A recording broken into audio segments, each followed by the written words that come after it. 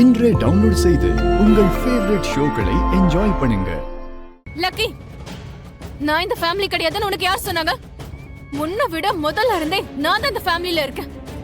நானும் இந்த ஃபேமிலில ஒருத்தி தான், அதை மறந்துடாத. அப்படியா? அப்படின்னா ஃபேமிலி ட்ரீல உங்களை நான் எங்க வைக்கிறது? தாத்தாவோட இடத்துல தாத்தாவோட போட்டோவை வச்சிடுவேன், சித்தப்பாவோட இடத்துல சித்தப்பா போட்டோவை வச்சிடுவேன். அப்படி இருக்கும்போது உன் போட்டோ நான் எந்த இடத்துல வைக்கிறது? எங்க வைக்கிறதுன்னு கேக்குறேன். உன் அம்மா இடத்துல என் போட்டோவை வை. என் அம்மா இடத்துல உன் போட்டோவை வைக்கிறதுக்கு நீ என்ன பெத்தவளா மனிஷா?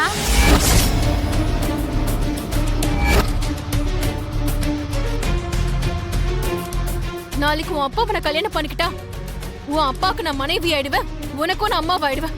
மரியாதையா என் போட்டோ வாங்க வை. அம்மா இடத்துல நான் ஒன்னும் வைக்க மாட்டேன். ஏன் சொல்றேன்னா நீ என்னோட அம்மா கிடையாதுன்றனால.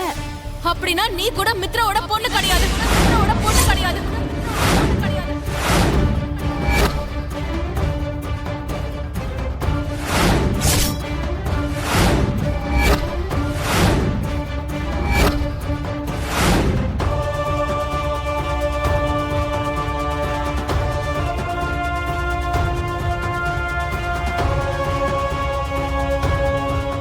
Manisha, control yourself. நீங்க சும்மா இருங்க ஆண்டி. சின்ன பொண்ணா இருந்துகிட்டு வாய்க்கு வந்த மாதிரி பேசிட்டு இருக்கா.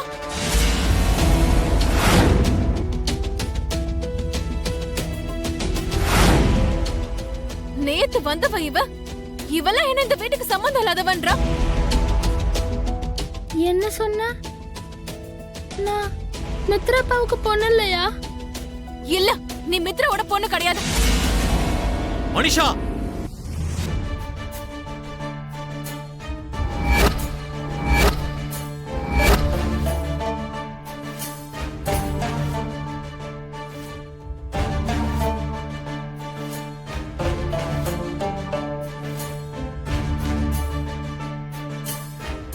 யாருகிட்ட பேசுற, என்ன பேசுறன்னு தெரிஞ்சுதான் பேசிட்டு இருக்கியா மனிஷா? அது என்னன்னா மித்ரா. பேசாத மனிஷா.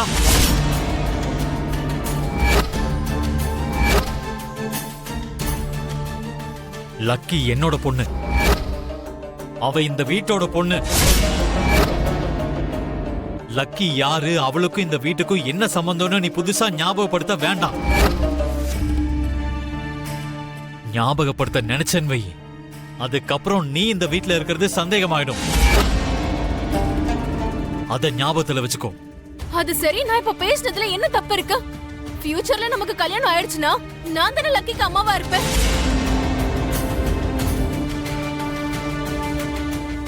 ஒரு அனாதைக்கு அம்மாவாகிறதுக்கு நான் ஒத்துக்கிட்டேன்ல.